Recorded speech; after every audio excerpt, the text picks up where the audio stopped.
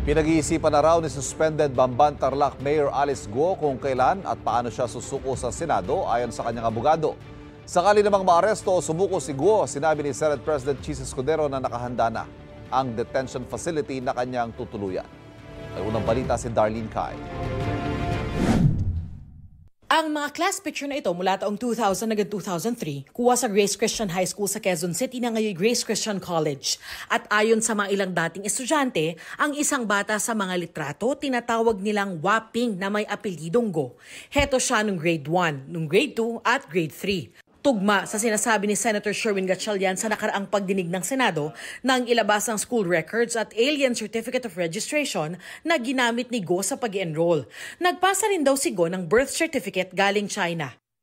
Dalawang kaklase ni Go ang nakausap ko sa kondisyong itatago ang pagkakakilanlan para sa kanilang seguridad.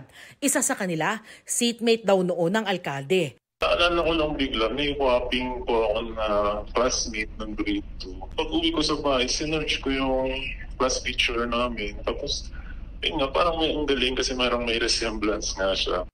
Sa itsura raw ni Waping, mas matanda siya sa kanila. Parang ilang years, 3 years, 4 years older siya. Isa rin siya sa pinakamatangkad na girls. Bukod sa tangkad niya, mas mature siya kumpara sa class namin. Hirap din daw ang kaklase mag-Tagalog at Ingles, pero biyasa sa Chinese. Yung Chinese accent niya before talagang mas makapal kumpara ngayon ma'am na kaya na niya mag-Tagalog. Pero nung naalala ko, ang barok talaga, putol-putol. Sa pagkakatanda rin ng aking nakausap, Parang naging teachers namin ng element, parang wala namang rupil.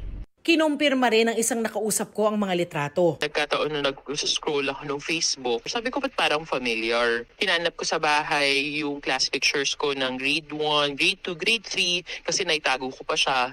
And nakita ko, yun pala yung parehong picture. So nakita ko na classmate ko pala siya ng grade 1. Tapos nakita ko din, chinek ko din yung ibang class pictures ko. And pati grade 2 pala classmate ko din siya. Sinubukan naming pumunta sa Grace Christian College pero hindi kami pinapasok sa gate ng village.